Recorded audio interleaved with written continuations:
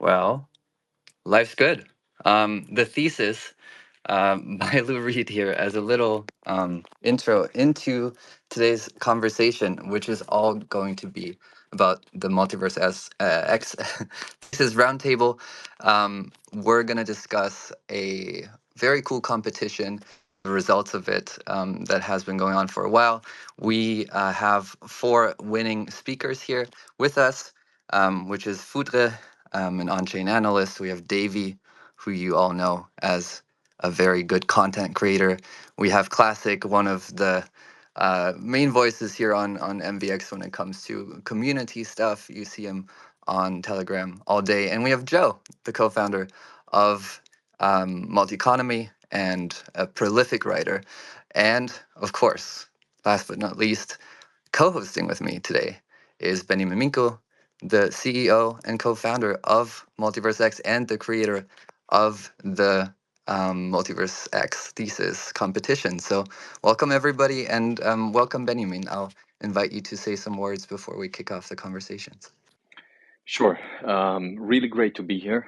Thanks for hosting this, Lucas, and thanks for being here, everyone. I'm actually very curious to hear some of the thoughts from the winners. I know it was quite some time. We gave them half a year to prepare these thoughts.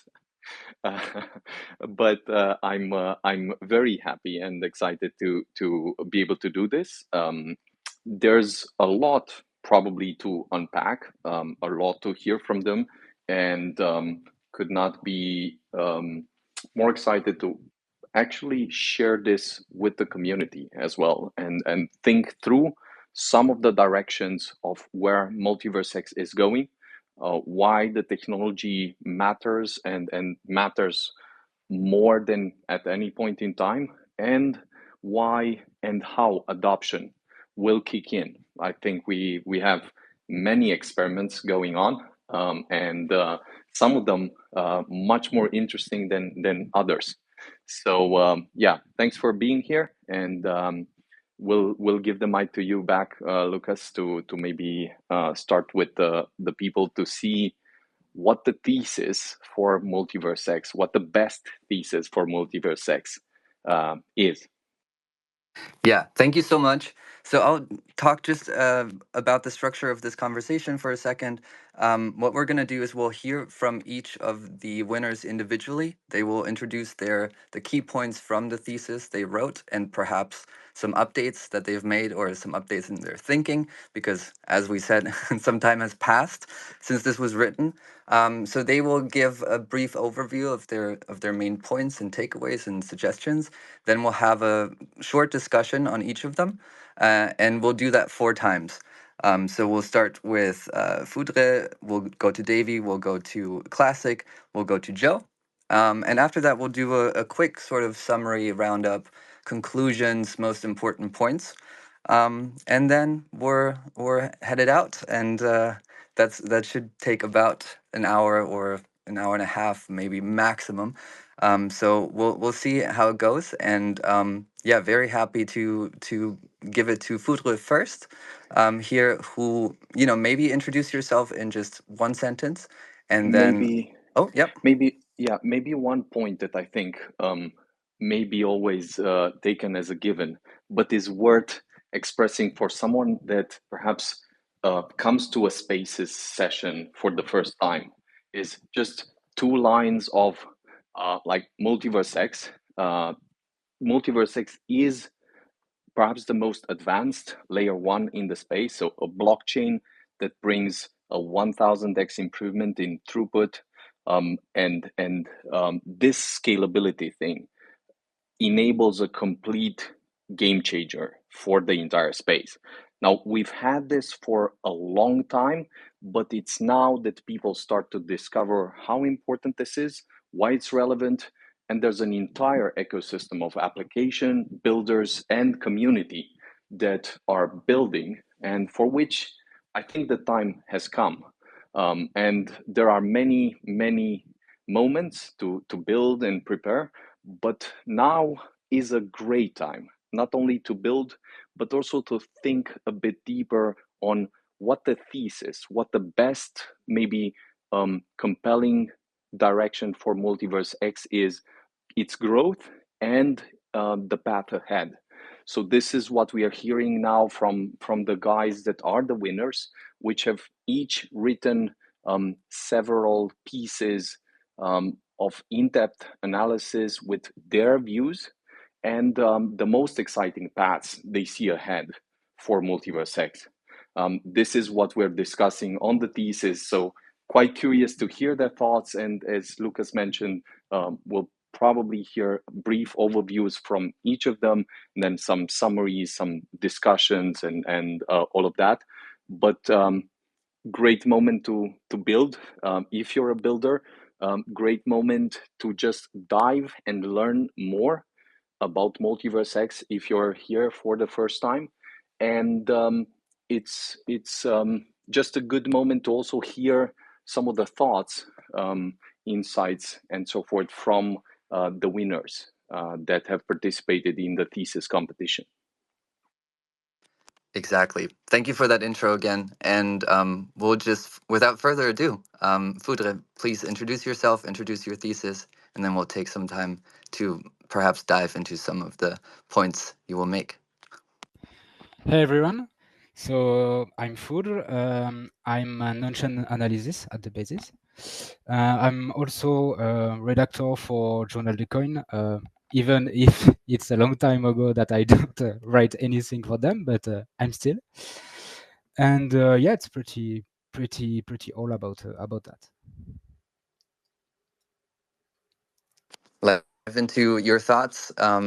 Introduce the thesis, what your main takeaways were, the kind of path that you outlined in there, and maybe some suggestions for the future, and then we'll circle back on that and discuss it a bit more. Yeah, okay, I will try because my thesis was a bit complicated to resume in let's say 5 minutes. But let's say it was divided into three main parts. The first was to explain why blockchain emerged and why it is not just a Satoshi's individual response to the problem facing by our system, but also a natural evolution rooted in a, let's say, much more deeper and more fundamental logic.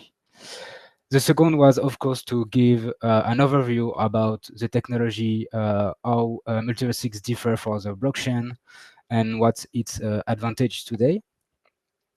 And finally, the third was to take a closer look at what MultiversX Labs is building in relation to all its different products, which immediately makes more sense when viewed as a suite of product designed to create, let's say, a lot of positive feedback loops between each product to foster the network self-organization.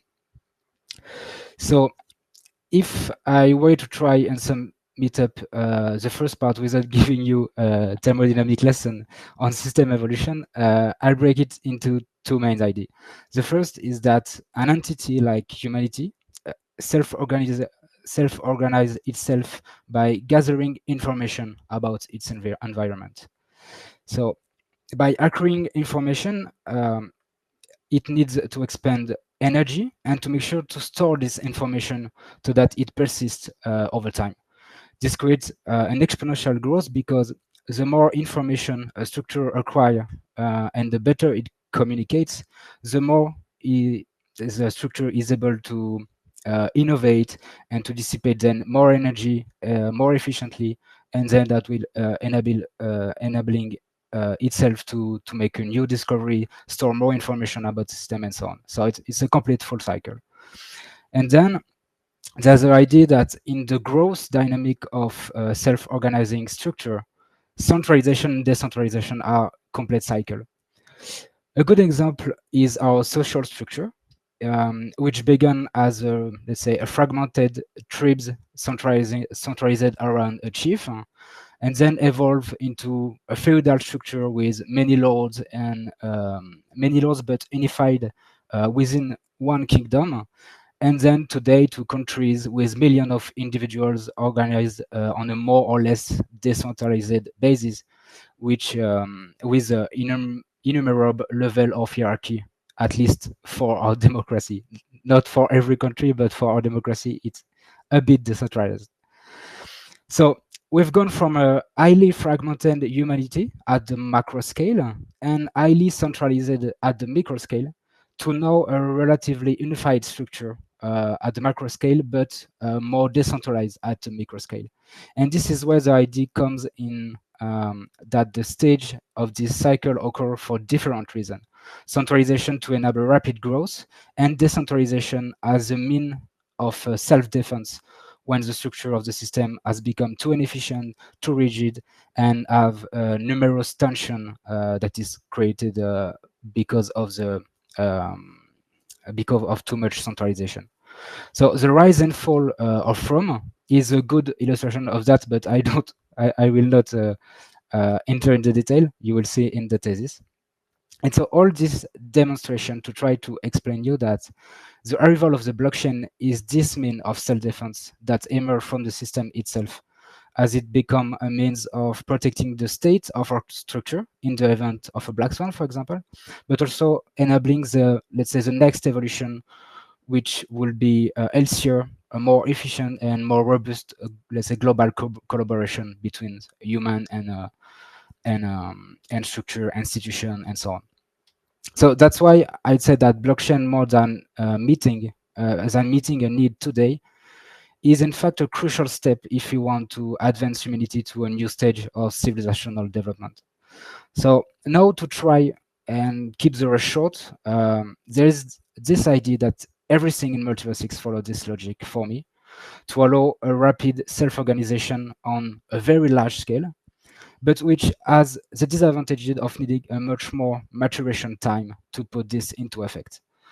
So if you think of all the MultiversX products, Xportal, Xfabric, Xmoney, also PySquare, the sharding concept, and also the sovereign chains, they're all thought of as a unified environment enabling cohesion and communication between decentralized players, which could be seen as, let's say, a sovereign digital state in the end.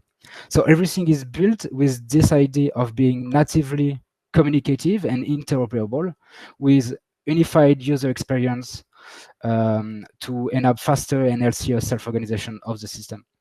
And all are designed today to provide positive feedback loops on every project to enable a faster go-to-market strategy for project, to accelerate the growth metric at the network level by all the product that is set in motion.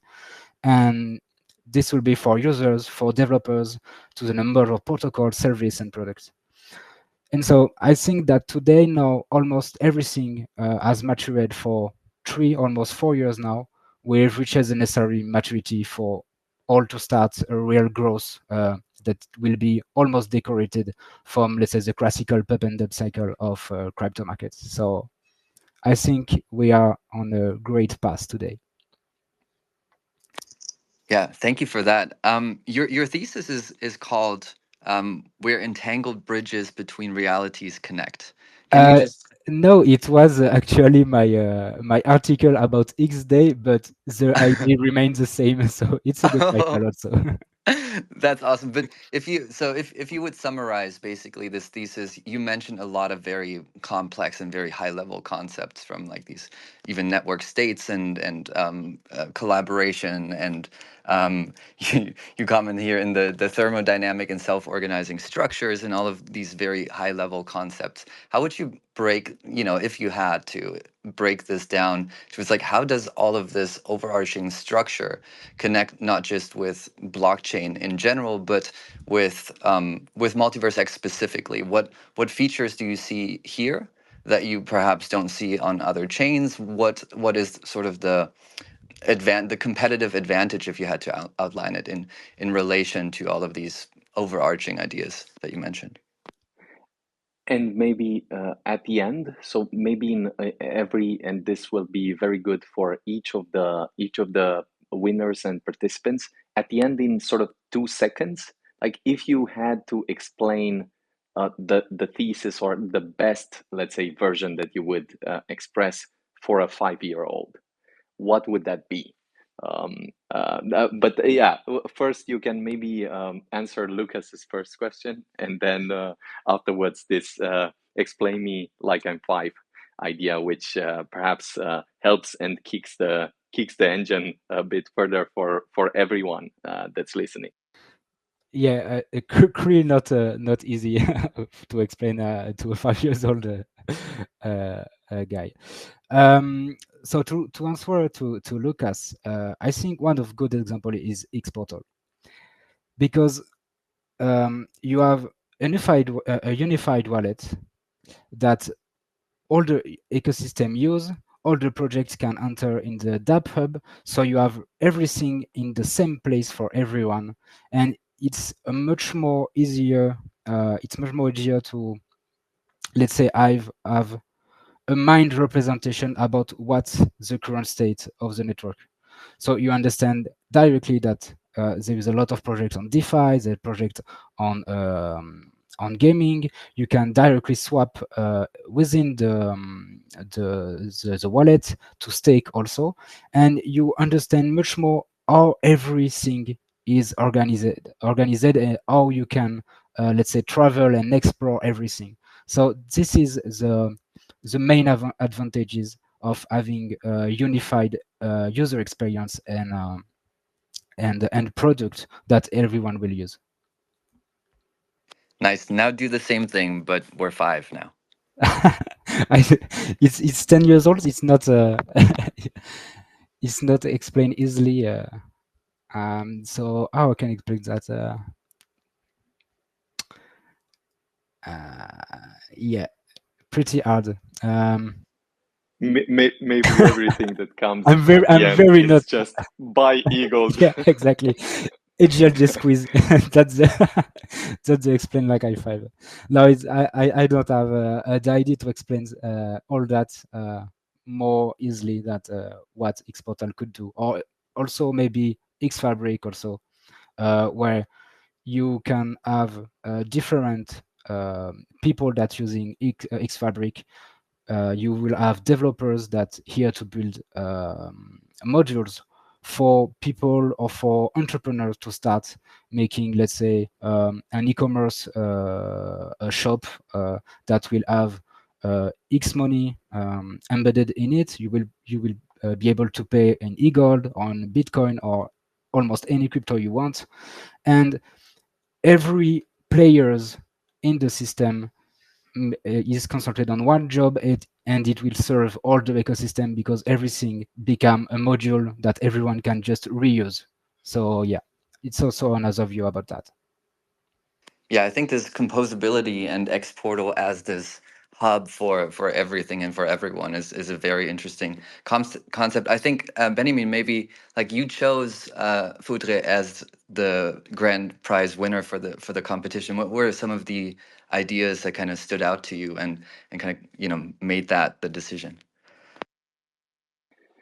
Yeah, so if I were to almost try to take the simplest view possible, I think first and foremost, having a blockchain that truly scales 1,000 times better than some of the largest networks in the world that have already accrued trillions of dollars in cumulative value has an enormous value and potential for whatever use cases we discover. That's just the simplest first point. And during the cycles, at some point, the world wakes up to this to the extent that we communicate this outside. And this we should do day and night. And I think there are some experiments, and one experiment, which is the EGLD squeeze by the community and for the community, seems to take just this idea to a next level. If I were to add on that, um, having a system like this just stores value better, compresses and translates it to other instruments, derivatives, applications, and so forth much better than almost anything else. So the example with Exportal is just that this should enable much simpler onboarding, much simpler conversions, much simpler application usage, and I think we're at a point where people are rediscovering some of these ideas that have not been new. They just have forgotten that at the end of the day, value will accrue in these ways, and people will at some point get fed up with, let's say, fake adoption and fake use cases. This is not to say that there will not be experiments, but I just think that this foundational architecture is a kind of grand milestone first, and then the modules that have been built and are live around it, and the builders that are already building the community that is here.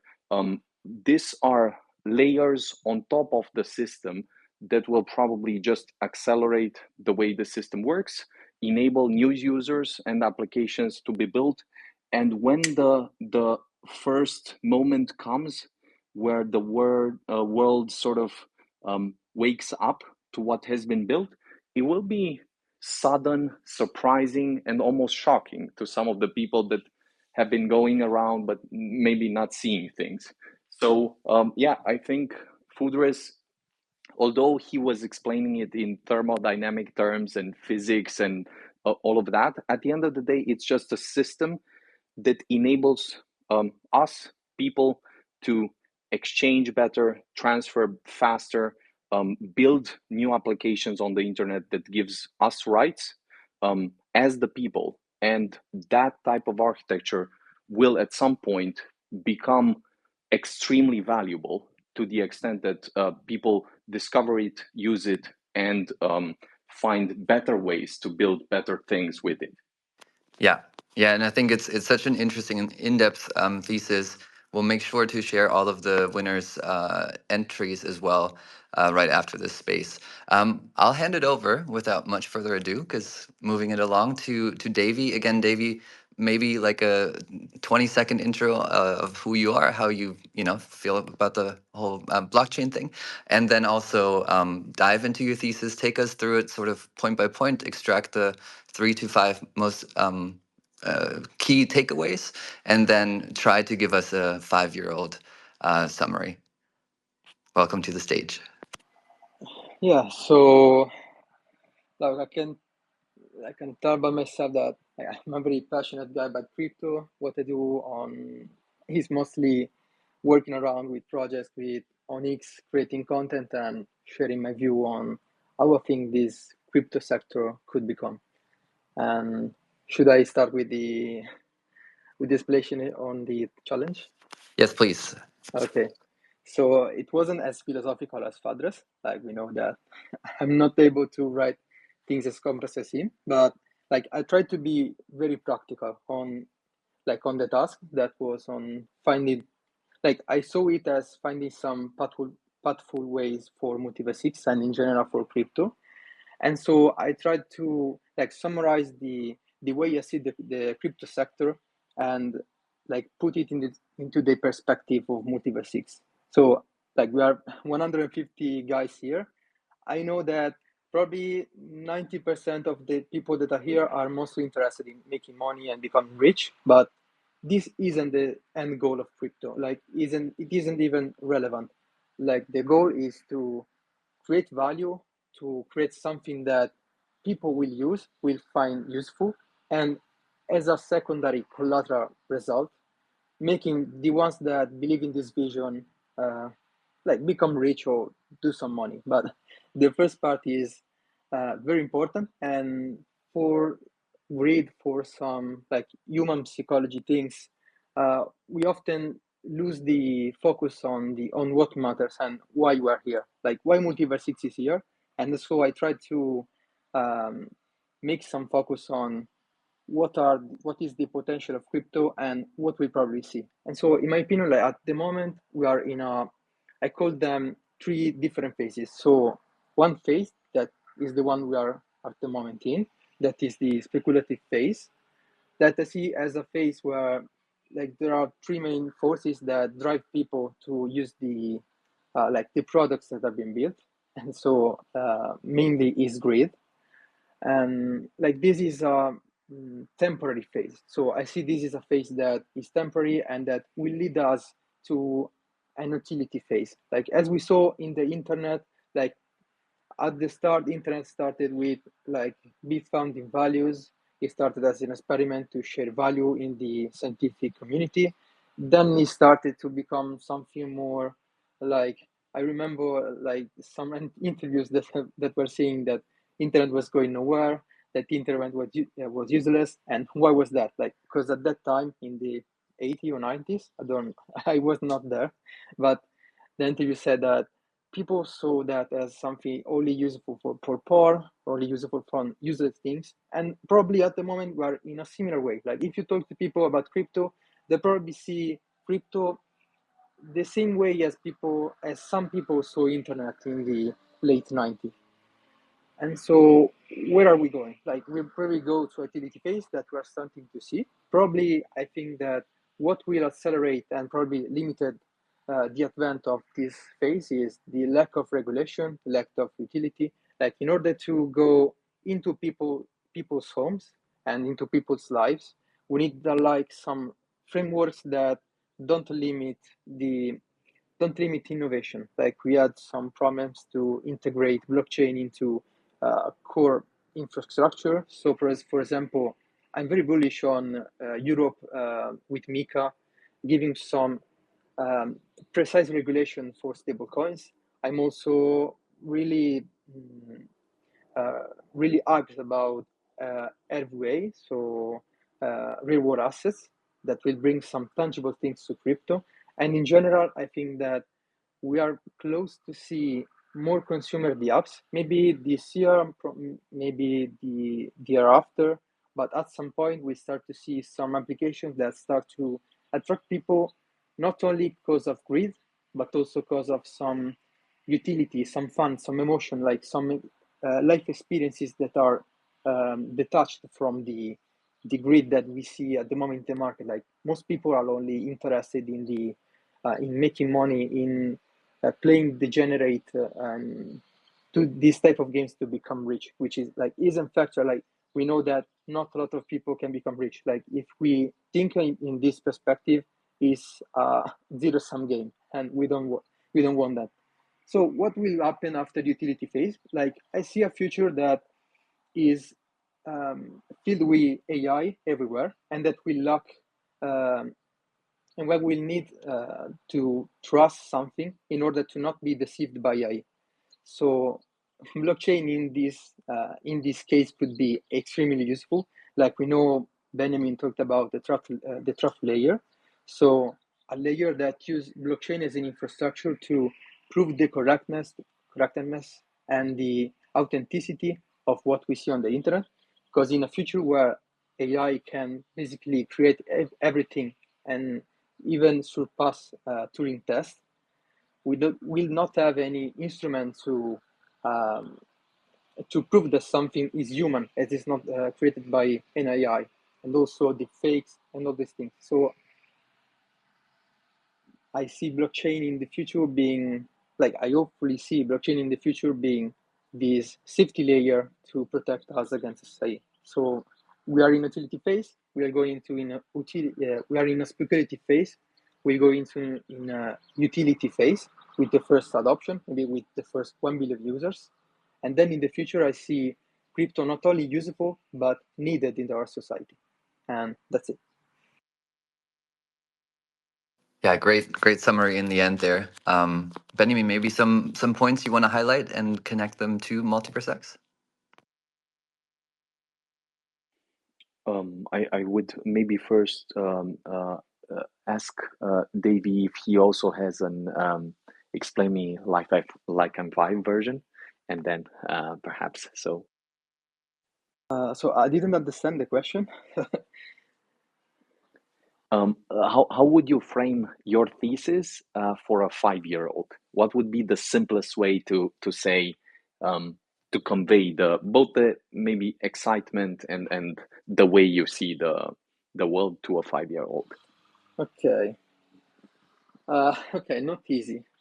I don't know, like probably at the infrastructure layer, it doesn't matter. So, for example, if I go to a kid and I try to talk to him about the EPC layer, EPC protocol, like he wouldn't care, he wouldn't understand, and it's good that way. So I don't know, probably for a 5 years old,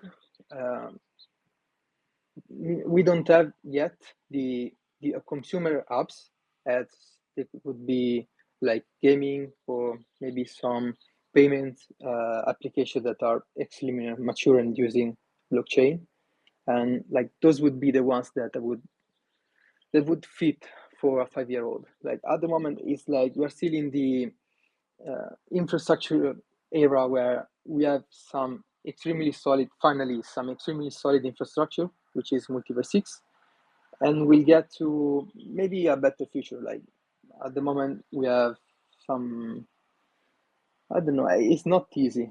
Like let's say you can experience everything on the internet from the same interface, being safe and being sure that what you see is correct, is true, and is probably safe, I'd say. That's it. Would you also recommend something? So, maybe I'll reframe the question, and I think this is how we'll apply to all the other colleagues here. If the 5-year-old would be you, what and you could convey one element sort of about this, would you tell your 5-year-old also something else, like something that would either accelerate understanding or trigger some other insights or some other ideas around this part, so not only the theoretical part?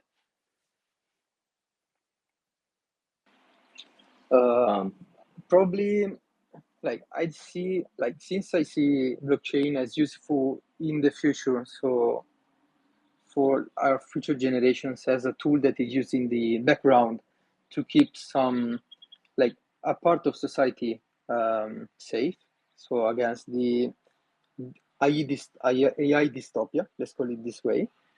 I'd probably, I don't know, maybe my mother would tell to me, okay, use this, and to be sure that uh, the person that you're talking with is human, or this thing that you're reading is made by a human and not by a robot.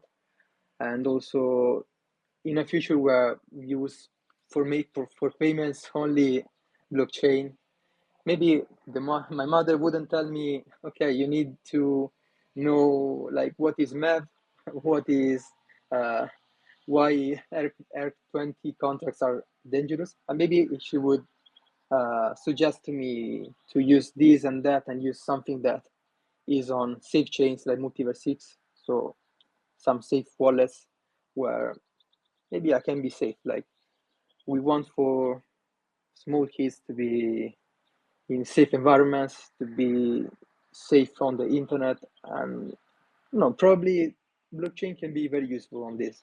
Like we'll not see blockchain hopefully, like because like the moment is a geeky environment for nerds, so we need to stay there. But I see that as in the background of a lot of applications that we use today, and still has to go the next step.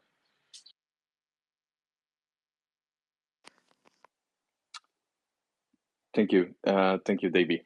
So what I'll maybe add is summarizing what Davy was mentioning.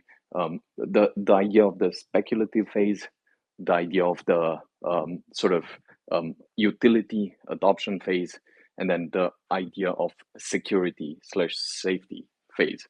The simplest and perhaps most useful thing to understand is indeed that there is this thing called the sort of price innovation cycle that, interestingly enough, does not apply only to crypto. People need to see the potential of a technology for that potential to actually materialize in practice. If we would be all, let's say, purely rational beings, as in almost robots, we would always get the points, understand the knowledge, and then instantly everything would be priced in. But since we're humans, we sometimes don't get the simplest points and sometimes don't get the most obvious points. And we need different angles, different people, different stories to get the same point. And sometimes it takes us years until we get something very simple that we actually heard 20 times. It never clicked, and then it suddenly clicks. What I'm saying is that the price innovation cycle essentially tells us that the speculative phase is extremely important for a technology to take off.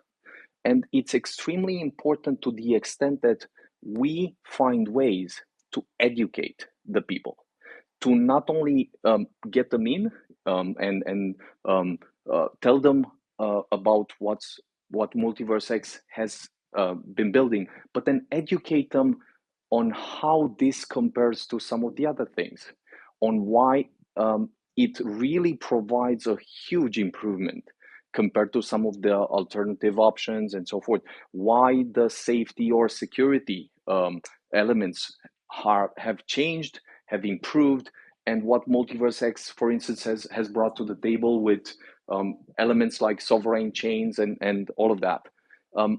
There is indeed an entire discussion on how long these phases take and how people should navigate them.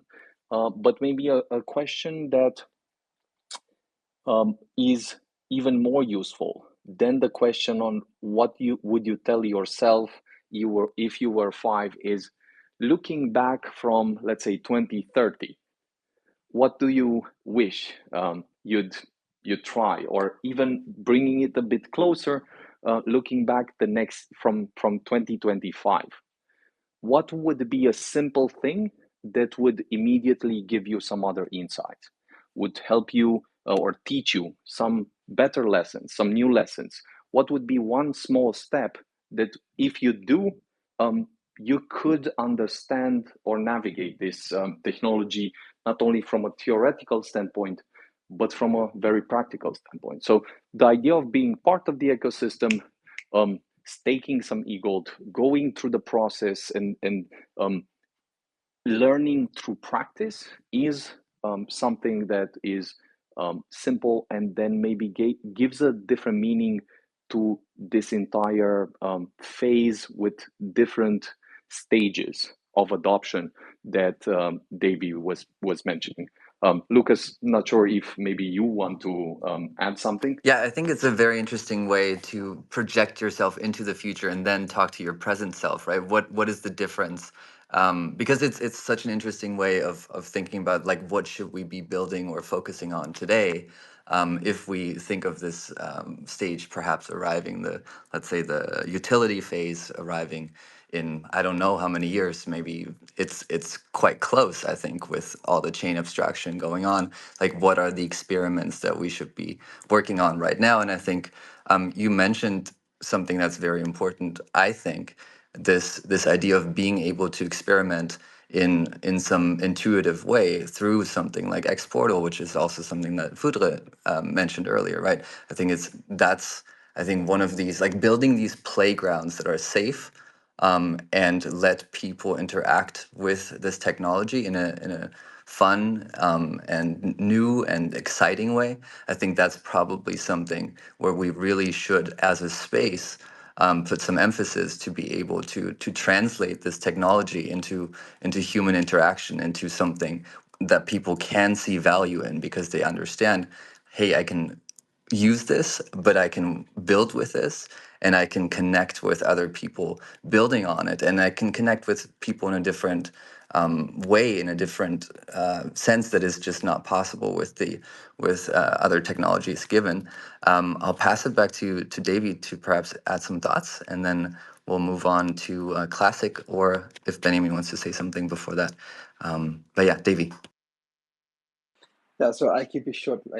I'd say that a lot of people, like, as I said, lose focus on the meaning of crypto. Like, there's a lot of noise and a lot of meaningless things that happen in crypto. we're probably in a phase like during the dot-com bubble, where there were a lot of experiments, a lot of companies that were started only for greed, and at the end, the ones that succeeded weren't even there at the top during the dot-com bubble. That this tells us a lot. Also, the fact that we have difficulty to find things that are interesting for a 5-year-old, or maybe even my dad. Like, I don't still have something extremely useful or extremely like funny or whatever to suggest to him that works with crypto. Like, yes, there are some things, but are they like deeply useful for him? Like, not yet. What will we arrive to that phase, to this stage where we'll have a lot of applications using in the background crypto, and we are not there. Like, even the blockchains that are not valued based on some speculative plays or maybe some potential don't have that potential fulfilled yet. Like, they only have some experiments working on them, and we are still not in a phase where we have some tangible and decent adoption that is based on real utility.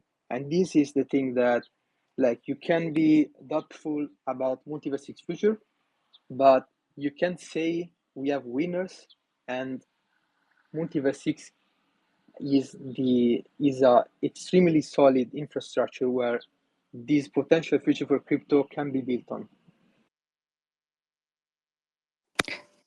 Maybe one note that I'll add is just by invitation. I'll just for 1 second take the exact opposite approach, where I'd say to Davy, when we have, for instance, stable coins as a use case with hundreds of billions of dollars already locked, used every day, and with companies that are making multi-billion dollars per month and quarter. That's a great sign that an important milestone has been reached for at least some use cases. Of course, there are others, and so forth. I think this is just one, which is an elephant in the room, but there are others as well. And I also think that there are 2 points. Let's say if I were to speak as, hey, Beniamin, the accelerator of MultiversX and so forth, that's one let's say one role. But if I were to just look simply and honestly at me and then say, suppose I'm not in crypto, I'm not in the blockchain space. What's the one simplest action that if I perform may lead to another 10 or 20 actions where I discover some things much faster than on any other path? Well, that might be just buying my first e-gold. It may be that I lose it. It may be that I do something simple, stupid, and so forth. But that, I would say, I remember thinking in 2013, 2015, and so forth, how one action then triggers another 20 actions, triggers a lot of questions, ideas, and so forth. And there's beauty in this process of learning rather than saying, hey, the world is black and white. So we had fire. Imagine the people trying to learn to use fire. And then imagine 2000, like thousands of years after that, people trying to build planes and rockets and atomic bombs and all of that, and how many years of insane work that always took, and what got those people through those years. It was the sort of love for testing, trying, like learning, even failing sometimes, that got them to discover some things. And then maybe all I'm saying is, with all the waves that are happening, sometimes things become very technical, and then we forget that we're humans, and at the end of the day, we might need the simplest thing, not the, let's say, most fundamental insight that's the final point in our life. Not sure helps. Yeah, 100%. For me too, by the way, like my foray into blockchain was like buying Bitcoin, and I was so confused what I had just done that I needed to learn more. So I think it's a very powerful thing there. I'll keep it moving and invite Classic to say a word about himself, take us through his thesis, and then explain it either to himself when he was 5 and what he should be excited about, or to a 5-year-old. Welcome to the stage, Classic. Hi, thanks for having me. Before I start, I just wanted to mention that I might have some internet issues, so if you guys suddenly, hear me drop out, yeah, that's why. I've tried everything in my power to, mitigate this issue, but I wasn't quite able to fully mitigate it. It's because I'm currently on a mobile connection. But yeah, it is what it is. Hi everyone, I'm Classic. I have been a MultiversX Telegram admin for some time now, and recently I've started being an ambassador for JewelSwap, and that's pretty much it. I have a big heart for information security, and a long time ago, I first discovered Bitcoin, of course. I could not get over the burden of buying it because I just wasn't old enough, and I just didn't have the monetary features to purchase any Bitcoin. And I also was fearing of losing my money, even though I only thought about investing 10 euros at the time. But it does not matter. It does not matter anymore. Today, we shall talk about the thesis I've written. And I want to mention that my thesis is probably not actually a thesis. When I first read the requirements put out by Benny, I thought to myself, yeah, I cannot write that, because for me it seemed a little too philosophical, and I'm not such a person. But I was pushed by a few people to try to write a thesis, and in the end, I managed to actually write it. It took me really a lot of days and a lot of time to write it. It actually became much longer than I originally planned. And the thing is, my thesis is quite different to the others because I have not. I've not written really a thesis. I've written an analysis, like a report of the current state of MultiversX, and I've tried to barely like meet the requirements that Benny put out, what the thesis should contain, and I think I barely met those requirements, which is why I am one of the winners. And yeah, I think I'll just go ahead and summarize my thesis in like the major bullet points, and after that, I'd like to explain what, in hindsight, maybe I would have done differently, and what I've learned in the last couple of months that I would have tried to include. And that is, first of all, I have like gone over the current state of the overall cryptocurrency industry. Like, if we look at the overall state of the cryptocurrency industry, the public opinion is actually quite negative. Like, if we choose the entirety of the world population and exclude everyone that already owns cryptocurrency, and just look at everyone else, which is like a huge portion of the world still. I think the latest numbers I've seen is like 5% of the world like owns Bitcoin or something like that. If we look at 95% of the people, the vast majority of those people are at least skeptical, if not have negative views about cryptocurrency. And I think that is, and that's what I've also written in my thesis, partially because of media portrayal of like the entire industry, of repeated failures of parts of the industry. Recently FTX, of course, that was like the biggest scandal in quite a while. Which has really done no good to the image of cryptocurrency and the industry as a whole. But also, of course, regulatory uncertainty. Yeah, and of course, also some limited adoption and generally lack of user-friendly interfaces, and the fact that it's hard to use and doesn't really have a use case yet. And that's also, I'm just gonna squeeze that in there. That's also one part I would have emphasized more if I could write the thesis again, or if I would write the thesis again, which is like the use case of cryptocurrency, which the name implies should be a digital currency. And right now, the only cryptocurrencies really used for payments, like are in, well, poorer countries where they mainly use Bitcoin or USDT or USDC or Litecoin. And they do that because either they are value preserving or because they are fast. And that's pretty much it. And yeah, well, you can still be a cryptocurrency without being used for payments, of course, but that is right now still the only worldwide cryptocurrency use case, like widely adopted use case, even though it's less present in Europe, of course, but that's pretty much the main point of cryptocurrency worldwide, of the worldwide usage still. And it's a good usage, of course, but it's of course not what I guess many people in here would like to see. Anyways, let's continue. Public perception issues, of course, I've talked about this in my thesis, that many people think cryptocurrency is just a scam. And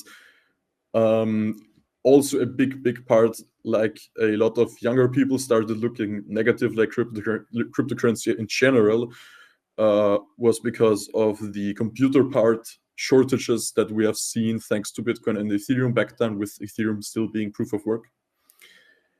And of course, some technical challenges, and here I have put the solutions also that MultiversX also has already implemented, which is like technical challenges that networks face. And the issue is most people using cryptocurrencies are using outdated networks.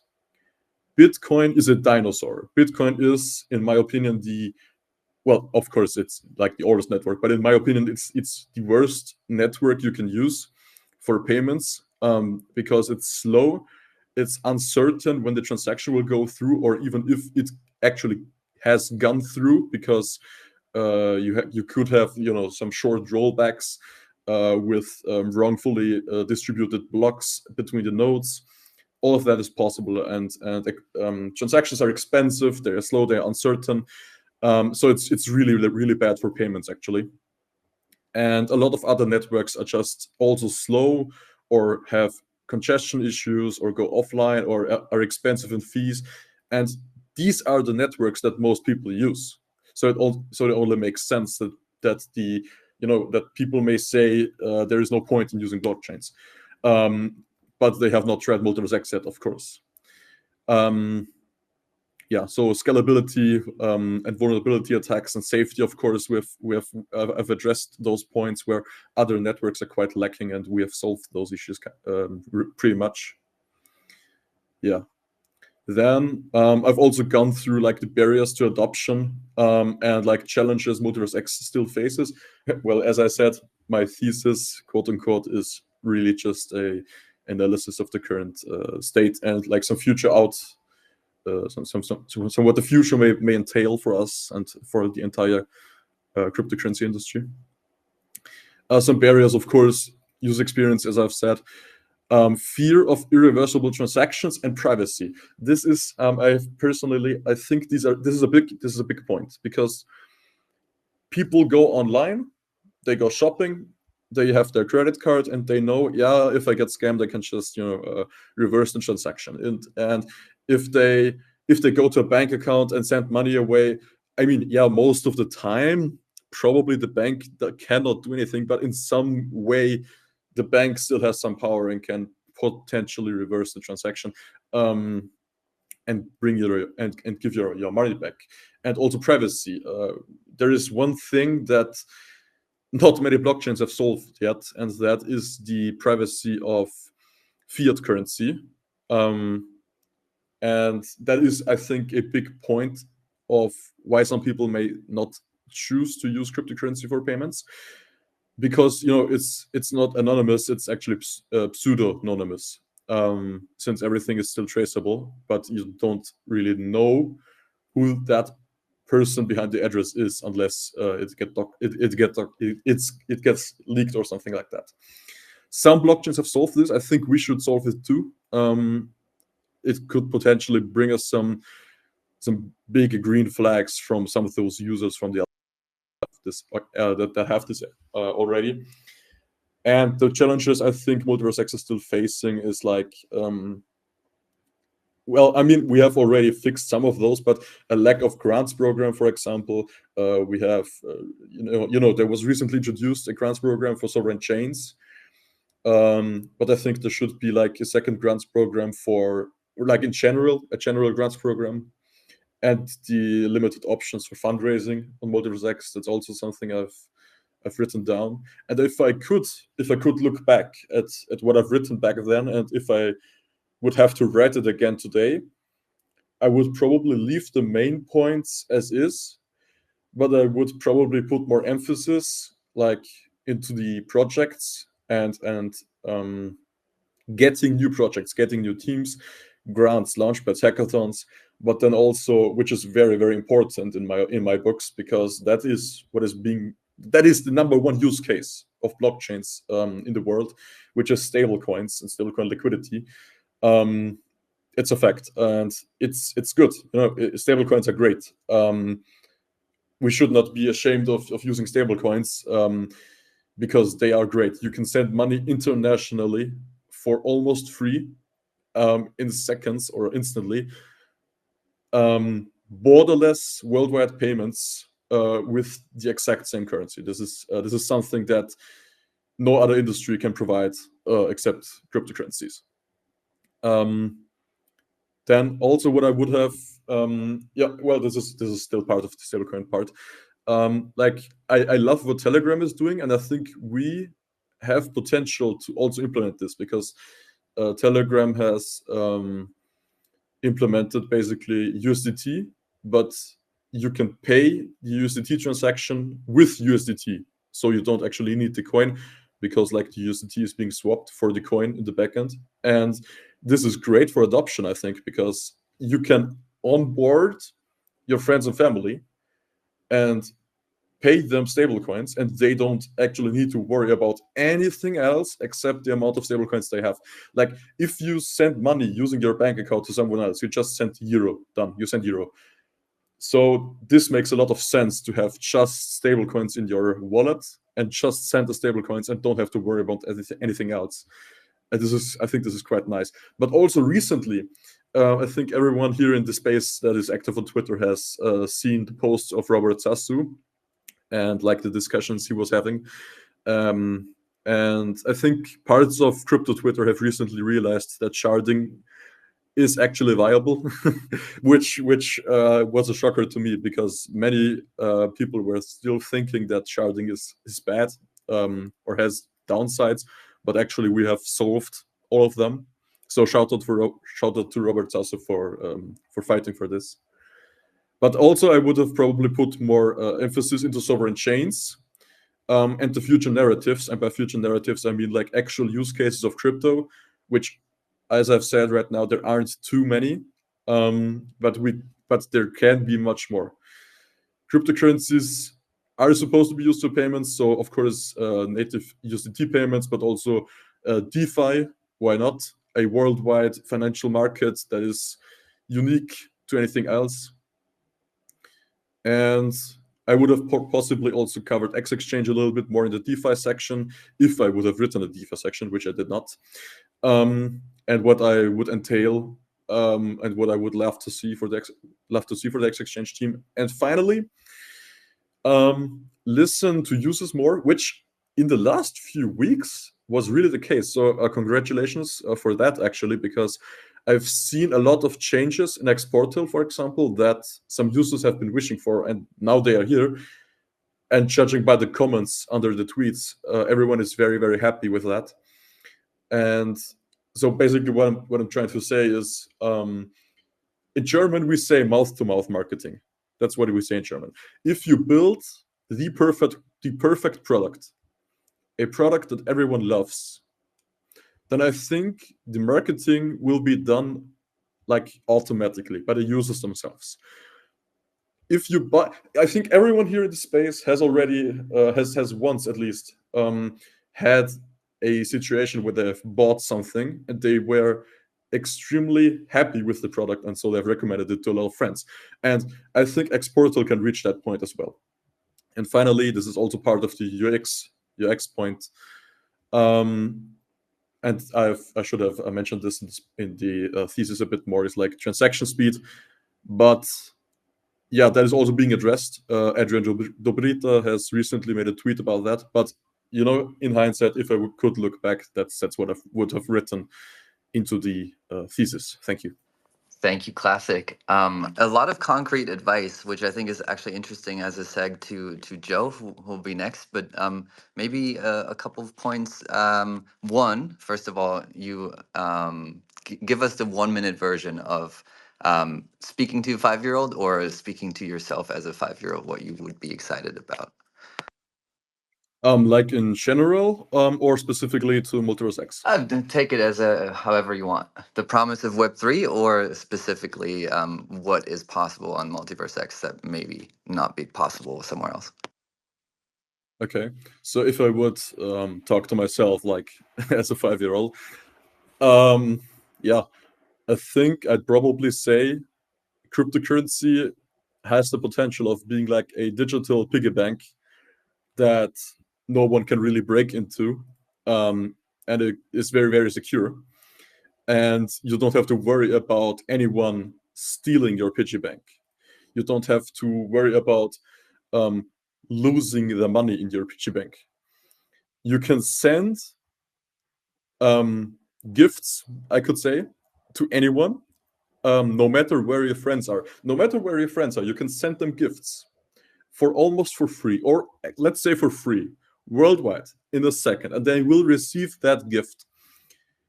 I think that is that is a good point for like a 5-year-old, because I don't think they talk in money that much, but you know, they would talk in toys and gifts.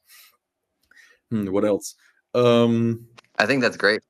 Yeah, I think this is already a pretty great analogy, because this is what cryptocurrency should be about, and actually this is what it's being used for in, you know, in poorer countries, and if we would look into like MultiversX itself, I'd say to my 5-year-old son or whatever, or to myself as a 5-year-old, I'd say this is exactly what MultiversX is trying to do, but really like the best version of it. There are still challenges it needs to solve, but compared to all other versions, it is the most advanced, technically speaking. That's what I would probably say to him. Yeah, global gift giving amongst children via blockchain. When? Yeah. I think that's a great analogy. Yeah. Beniamin, any thoughts you want to add here? Well, I would say that Classic definitely has the simplest metaphor with a piggy bank that people should use and store some money into, and even break. So I'm not sure if he also has a kind of call to action for his 5-year-old self about the piggy bank. Should he wait? Should he break the piggy bank? Should he add something in it? Curious if you have any call to action on that front, Classic. That is interesting. I think I'd probably do and say the exact same thing that my father taught me. And basically, my father taught me over many, many years, and I think I cannot put this into a single sentence. My father taught me over many years to be responsible with money, to save money, but like in a smart way, to not lose it. And that's like the most important part, to not lose it in general, and to not lose it to devaluation. My father has slowly taught me how to first, you know, with easy things, like a savings account, to counteract a little bit inflation, and later, like, he taught me what ETFs are. And if I had to explain to a 5-year-old kid what he should do with the piggy bank, I'd say you can spend some of it, but keep 90% safe, keep it safe, and and be smart with what you do and think about before you do anything with it.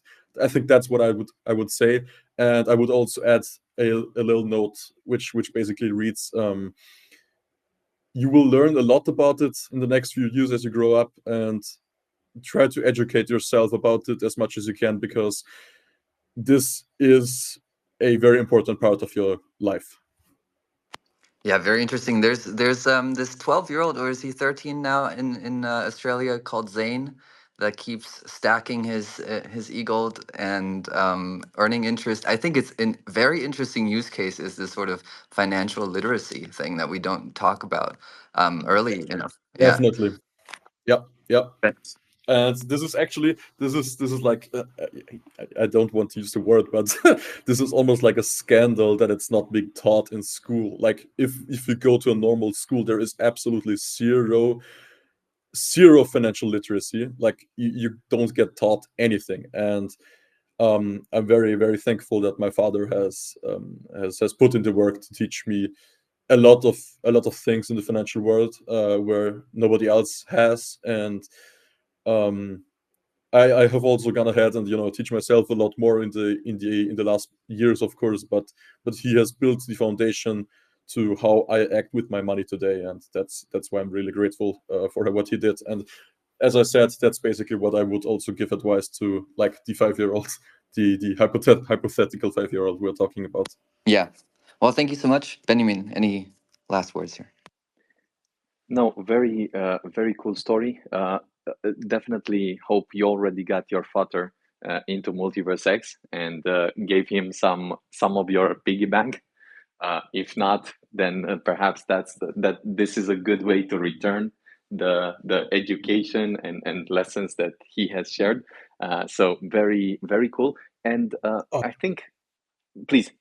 Yeah, I because you mentioned that, I actually, yes, I have. And actually, for a very interesting reason. This is, you just reminded me of something that I should have totally put into the thesis, which I think I definitely not have, and that is like uncensorable money, because actually my parents came to me and they said, yeah, please help us buying some cryptocurrency. And I was like, what? Why do you want why do you want to buy cryptocurrency? Because usually, they're a bit conservative when investing, of course. And basically they said they don't want to invest the money. They want to have cryptocurrencies because what if they are stuck in a foreign country, they have lost their wallet, and they want to be able to buy something, they want to be able to buy a plane ticket back. What if they, for whatever reason, I mean, I don't think it's probable in my country, but for whatever reason they have to emergency leave the country, then they will always have digital money they can always access around the clock, always for very, very little cost, and only they can access it. And that is actually also very, very powerful. And that is also like another point to the analogy with the digital piggy bank, because the digital piggy bank is very, very, very, very secure, and that is something you cannot have with banks and fiat currency. Indeed. So if I were to not, if I were to take this very simple and say that it's actually a sort of super piggy bank, has the view of a piggy bank, but then it has different type of properties. Nobody can take it away from you. There's a different type of freedom. There's the ownership that you discover in a very maybe advanced phase of your life. But the facts that you mentioned right at the end, those I think open some very different conversations that are the root benefits and root value points that blockchains and let's say crypto in general introduced to the world, which the world did not have before. Now, on top of this, of course, there are many other things, the only point is that whenever you're very close to a tree, you can, of course, not see the forest. And this is, as the other guys were mentioning also, it's interesting how, let's say, how much people look into something based on what phase of the cycle that is in, and not so much based on the, let's say, merits, values, and objectives, objective value that the system brings. But I think if I were to summarize the points from Classic, just the infrastructure is here. There are and will continue to be many challenges. In fact, I guess life is just a series of interesting challenges that you take on and play with and build something around. But then at some point you wake up and you just see that there's a thing called stable coins with hundreds of billions of dollars stored into it. And it ties to the US economy, it ties to some other economies. And we instead of maybe thinking about the biggest things that need to happen, sometimes it's 5, 10 steps that were not very obvious in at the moment, that then translate to this massive advantage. And if you look at USDT and USDC, at least, how they started and how it's 10 years even for them, that's something that very few people, I think about when they see those types of successes. So anyway, great to hear the thoughts. There is a long way to go, but there are some really cool things that are already up and running. Some that you cannot build overnight, and one of those is definitely the infrastructure of this supercomputer called MultiversX that just people rediscover each day with the benefits, the advanced performance, the throughput, and some of the specific breakthroughs that were delivered and are currently live. Lucas? Yeah, I'll give Davy 30 seconds and then we'll pass it over to Joe for the final thesis presentation. Like, I want to ask Benny, like, you talked a lot about stable coins. Is it maybe some type of tease for something coming to MultiversX? I'm not.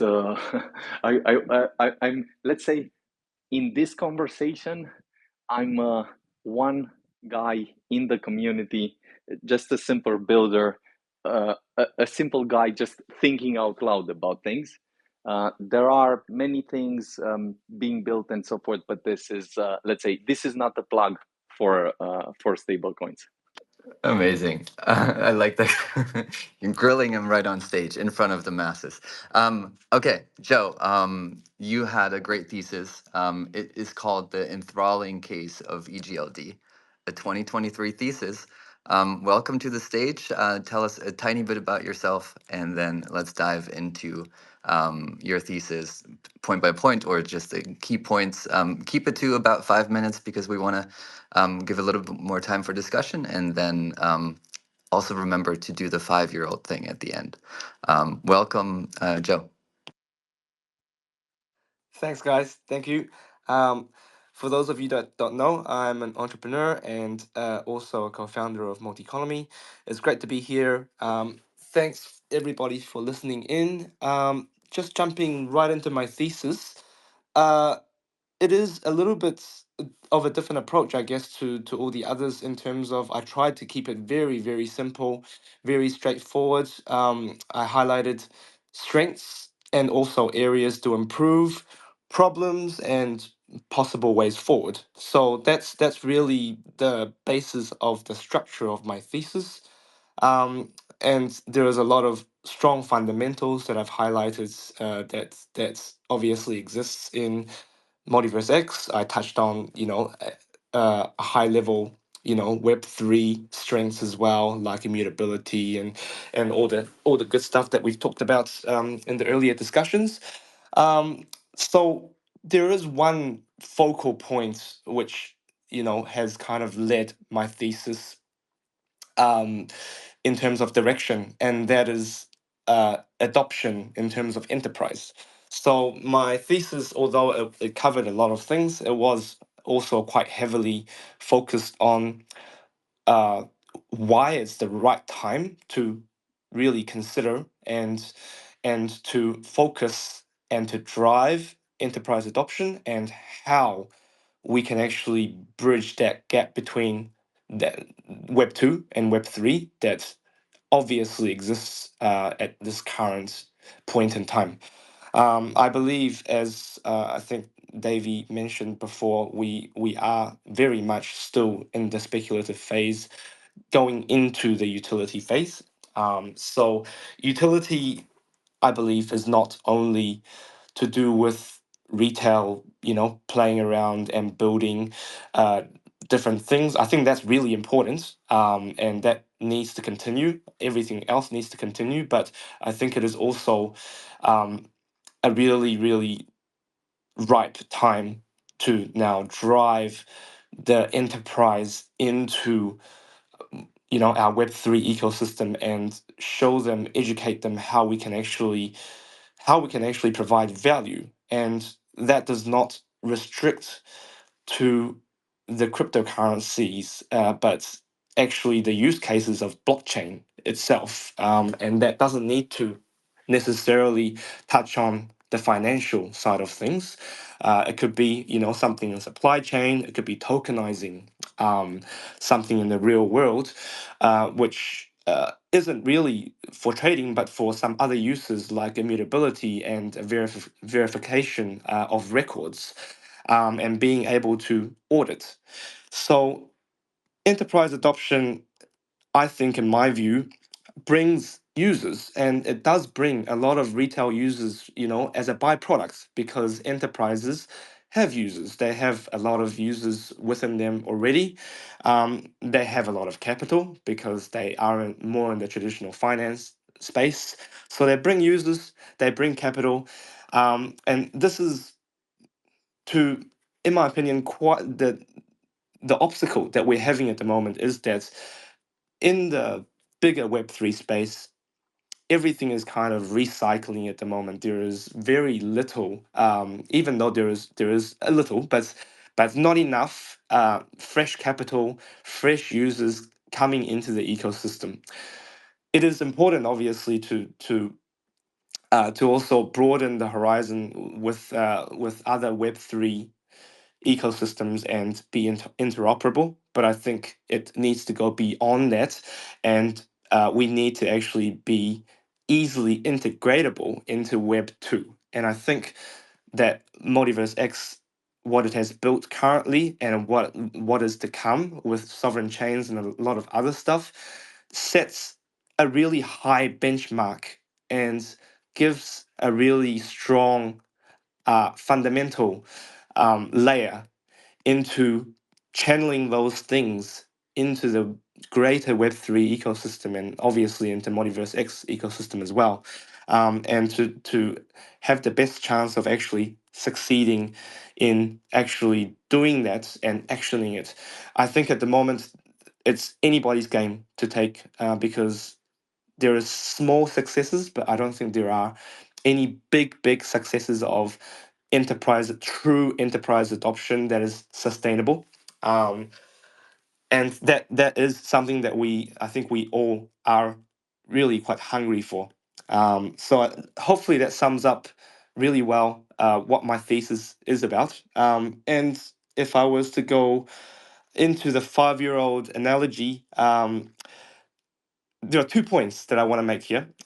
I think that the blockchain and Web3 technology should be so simple that a 5-year-old does not need to know that they're using it, right? And I see my 4-year-old, swiping the iPad and doing all these wonderful gestures, and it kind of surprises me sometimes. But then I think back, well, those things are quite intuitive to the human nature, right? Swiping down, swiping up, swiping left, swiping right. So using that analogy in parallel, I think that blockchain needs to be as simple as that, and it needs to be intuitive. But the second point that I want to make there is that I think it is also really important to talk to a 5-year-old and explain to them that blockchain and Web3, this technology is a mechanism for storing the truth, and that's gonna be becoming a lot more important, in the coming years, and we all know why, with AI and deep fakes and all that. I think that is quite an important point to actually carry across and tell someone young that actually there is a lot of lies in the world. There is a lot of fabricated things, but we have a mechanism um, to enable us to actually source out the truth. So I think that those 2 points are really, really important, that I would actually tell my own 5-year-old. Thank you. Yeah, great points. This enterprise adoption is really something, obviously, that you're very focused on. Maybe just speak to that, like for one more minute, and then I'll give Benjamin a minute to ask a question as well. But like, what are the main things that you think we should be focusing on?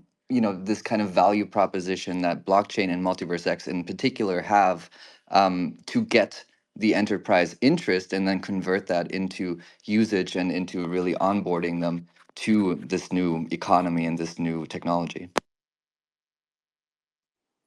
Yeah, I think that one of the most important things is that we need to speak their language, and we need to lower the barriers. So a lot of the time, it's currently what's happening is that they're kind of interested. Then they come on board, and then they find that they have to learn all these things, like the new fee structure and how the fees are fluctuating because it's not really pegged to US dollar or fiat stable currency, and all those little intricacies that may be small barriers, but they become very big barriers. And then also the language barrier, even though it's all English, but the language even in the technology is very different. So I think lowering that barrier, being able to, as I mentioned previously, integrate into their current systems, because we're not able to expect that they're just gonna boot their current systems out the window and start using something that's Web3. That's a very unrealistic assumption, and I don't think I think that very very few firms are going to do that. So we need to make it easy. We need to make it understandable. We also need to make it very very integratable, so that data is free flowing, workflows are free flowing, and as if blockchain is just almost an attachment to what they're doing, but providing all the goodness and value proposition of what Web3 brings into their, traditionally Web2 enterprise. Tossing it over to you, Benjamin, if you want to say a couple of thoughts. Well, I think what Joe points out is the key thing that is a great takeaway. Whenever we are going out with breakthrough technology, there's a great challenge of switching the mindset to speak the language of the people that we're talking to. And this will be probably the most important exercise that we'll have to relearn every day, because it is what will take things to the next level. That's the most important thing that we have to relearn every day. And we look at things, whether we're discussing with, let's say, builders, there's one specific language. Whether we're discussing with enterprises, it's a different language. Whether we're discussing with, let's say, investors, retail people that want to participate, and so forth, it's again a very, very different language. Everyone can add their efforts, but if I were to also underscore one specific element that I think during the next 6, 12 and beyond months will become a kind of key conversation that will start to be a conversation for almost every day, will be the idea of the truth machine and what this means for society. The fact that you need, in fact, a supercomputer of a blockchain that can process hundreds of thousands of transactions per second, that can scale, that can do all this, and is open source today. That's the key thing that maybe is a great takeaway that will apply for enterprises in every part of the world. The question is how, and this I think will be the journey in some sense that will take shape in different conversations with enterprises and also in different iterations, explorations of use cases. Thank you so much for all of that. I mean, it's so interesting to see this develop, and of course, like there's also going to be these community spaces and much more of that, world where we go out there as a community, talk to people out there, bring the Solana degens over. There's a lot to be tapped into. I will ask everybody, all the four speakers, to perhaps give us just like one takeaway. If you want to squeeze Eagle, squeeze into this one as your final words as well, that would be fun, of course. But we'll take it in the opposite order that we started. So, Joe, your closing thoughts and maybe some takeaways from today's discussion, and then we'll pass it to Classic after. Sure, thanks for that. Yeah, I think my closing thoughts. One of the things that I perhaps didn't mention, but I'll mention here quickly, is I think the space is really speeding up, and the level of abstraction and the growth of acceleration is really going to skyrocket. So we need to keep our eyes open, keep our ears to the ground, and and have our groundings right. So and I think that Multiverse X has really strong fundamentals that is ready to have things come in and really take off through this, I guess, ecosystem launchpad, if you like, to facilitate the technology further into 2024 and beyond. So that's my finishing thoughts. Thank you. Thank you, Joe. Classic, passing it to you.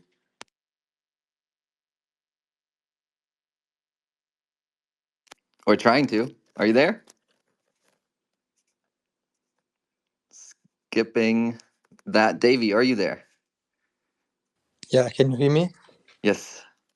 Yeah, like a key takeaway, in my opinion, is like we listen to Benny saying a lot of times we are early, it's still day zero, and all these discussions had one thing in common, and the fact that there is a, an immense potential for crypto, and we only saw probably 1% of that.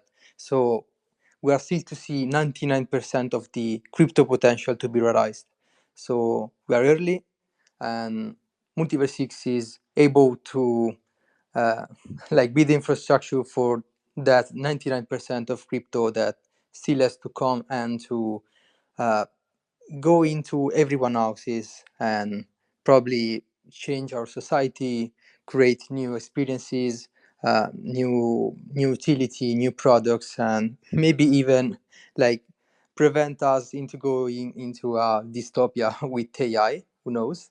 And bullish on that. Like I'm always bullish on crypto potential, even if at sometimes it seems that mm, at the moment this is not the focus of the sector. But I know that a lot of teams are building for that future that crypto will probably have, like this successful future.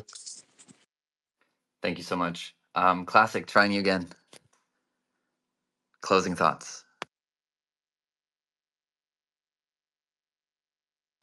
I can't hear him. Can you guys? Nope. Okay. Let's skip to Foudres, and maybe Classic, you come down and back up, heart refresh, all the stuff. Foudres, please. Yeah, if I had to add one thing, is that despite being a small community during the world bear market, I think we were the most resilient ecosystem.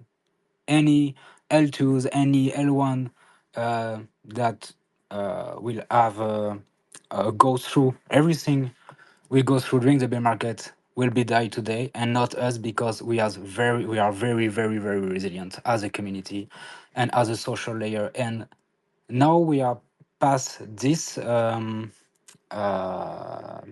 what's the word? Sorry, this this step.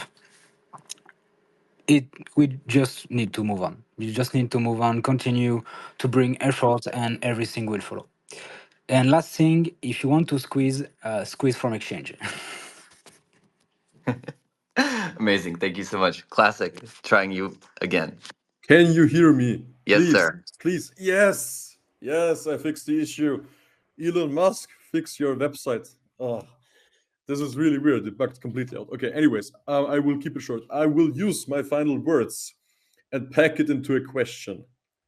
Benjamin, do you think we will be able to see improvements, what we've discussed, when I was talking about my thesis regarding improving the piggy bank? Can we improve the privacy of the piggy bank? Can we improve the speed of the piggy bank? And can we improve the ease of use of the piggy bank regarding paying fees of the transaction with the actual token you're sending as well? Thank you. 100%. So maybe this just adds a few of my just simple end thoughts here. We can, we will, and we actually have every day improved this piggy bank to take it to a completely new level. I think privacy, speed, and many other things are already, some of them announced, some of them in the works. You've seen updates on them. And if I were to summarize a few of the things, challenges will be here. They will come every day. Whenever you think you got it and it's finally solved and everything is fine, challenges will reappear. Expect challenges, and we should learn to deal with them one day and another day and another day. But then on the other hand, if we learn to deal with them, we can look at the bright side as well. We have perhaps the best layer one in the world live. To have a blockchain that can process upwards of hundreds of thousands of transactions per second is not a small feat. It is something extraordinary to have it live.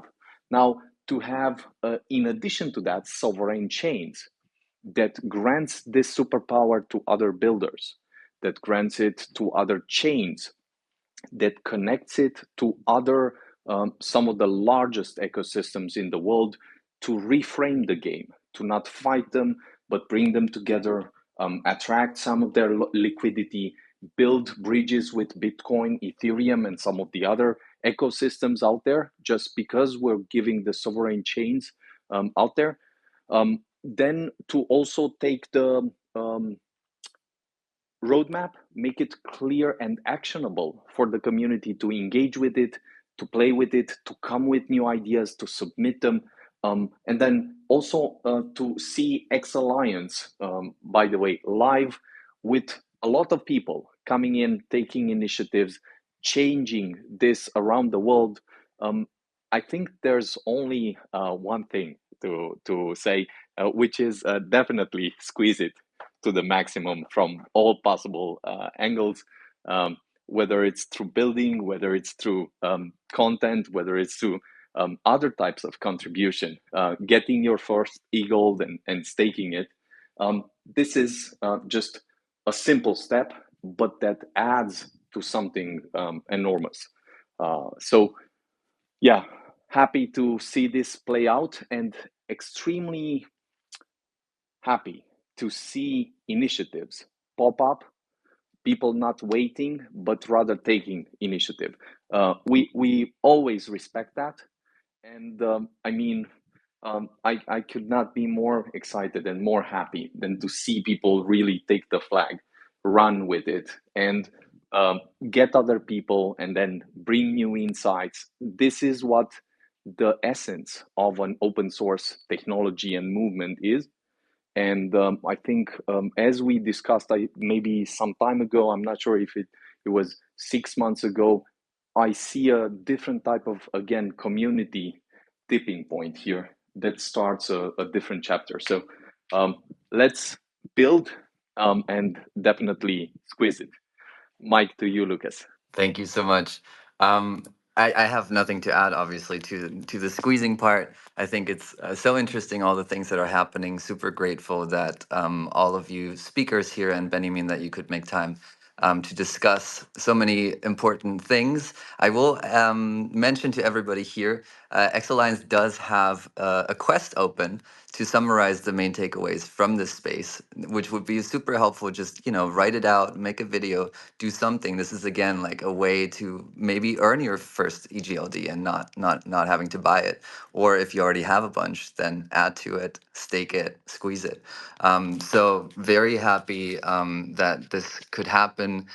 Super grateful for everybody who stuck around and contributed. And we'll leave you with a note. There's more spaces happening tomorrow. I think our favorite developer, Robert Sasu, is talking about elections and how Web3 and MultiversX can be leveraged to become this truth machine and, do all of that. I have to jump on another space myself now. So there's always something going on, and it's super cool to see all of this movement in the community. Again, thank you so much. We'll talk to you very soon, and we appreciate you all. Bye bye.